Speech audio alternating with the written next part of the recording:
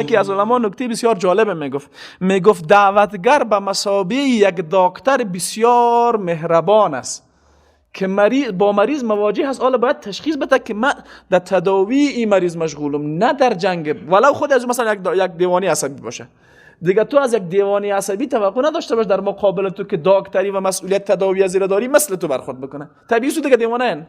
دقت کردین حال تو با اینمی چی رقم برخورد بکنی؟ همه رفتارها و گفتارها و کردارهای از این در کنار جهلش قرار بدی و تو خودت به عنوان یک مسلمان مکلفیت داری ایره بفهمونی.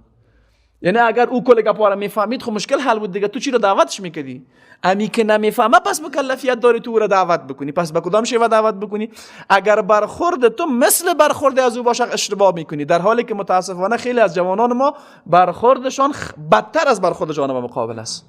پس در یک حالت نه تنهایی که انسان ثواب نمیبره بلکه خودش مانع میشه برای پذیرش دین توسط دو نفر و این خیلی خطرناکتر است. شاید پیش خود تصور بکنه که خب من ثواب بردم، رفتم فلانی نفر رو دعوت کردم، اما به خاطر ندانستن روش درست دعوت اینمی نفر باعث شد در ذهنیت از اون نسبت به دین مفاهیمی بسیار غلط جا بگیره که دیگر نفر رو باز دین دیگر نفر قبول نکنه. پس انسان اول باید علم داشته باشه، در کنار علم روش‌های نیکوی دعوت را بدانه.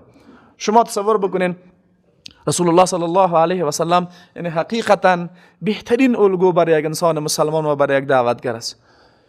پیامبر صلی الله علیه و سلم امی مفهوم آیات قرآن کریم را خیلی زیبا در زندگی خودش عملی کرده و شما حتما سیره رسول الله صلی الله علیه و سلم را اگر دقت کرده باشین زیبایی دعوت پیامبر را خیلی خوب میفهمین. رسول الله صلی الله علیه و سلم بارها دعوت کرد. شما میبینین با چه واکنش های عجیب پیامبر صلی الله علیه و سلم مواجه میشه. پیامبر صلی الله علیه و سلم را ساحر میگن، دروغگوی میگن، مجنون میگن، هر چیز میگن. حتی سر پیامبر صلی الله علیه و سلم حمله فیزیکی میکنن. اما یک مورد شما پیدا کرده نمیتونین که پیامبر در میدان دعوت مقابله بالمثل کرده باشه. یک نمونه را هم کسی پیدا کرده نمیتونین که پیامبر صلی الله علیه و سلم در مقابل همه اینمی واکنش های منفی پیامبر مثل از اونها واکنش منفی نشان داده باشه. یک نمونه را هم کسی پیدا کرده نمیتونه.